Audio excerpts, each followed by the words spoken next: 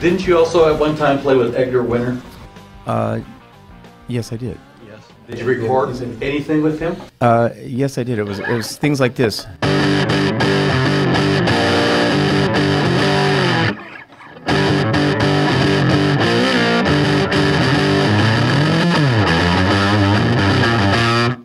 Called Frankenstein. Yeah, I know that one. Yeah. We did also.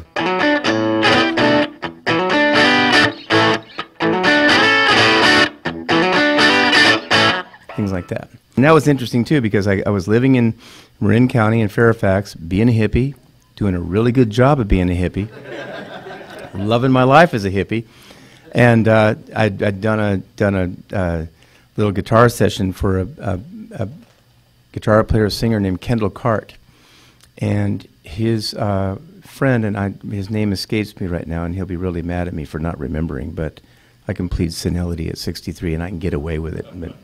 But he was working in New York. He went to New York, and I'd done this thing, and he said, once again, he said, same kind of deal. He said they'd heard about this young guitar player in California and said,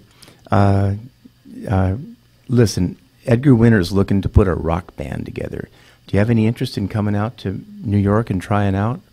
And I had done a sort of a kind of a national tour with Boz Scaggs for just a little bit. I played with his band. We actually recorded a couple songs in Muscle Shoals. I don't know if it ever came out, but I went across the country with his band, and we had actually been in Kansas, some city in Kansas where Boz was opening for Edgar, and because I'd seen Edgar, like some of you may have, with his brother Johnny and doing the Winter Brothers thing, and was just blown away. I mean, I wasn't aware of him that heavily before. I saw him one time at Fillmore West with Johnny. People keep asking me if I have a little brother. Well, there he is. And here comes Edgar out killing, So I'd seen their band, and I just thought it was the most slamminest thing. But it was the White Trash Band, and it was a much more of an R&B, that kind of band. And once again, Fortune smiled, and he said, do you want to come out and try out for Edgar's band? And being comfortable in California, to be honest with you, I was a little nervous and apprehensive about it. Not just because of you get to your home and you go, I don't know, New York City. I didn't know if I wanted to live there, or be there.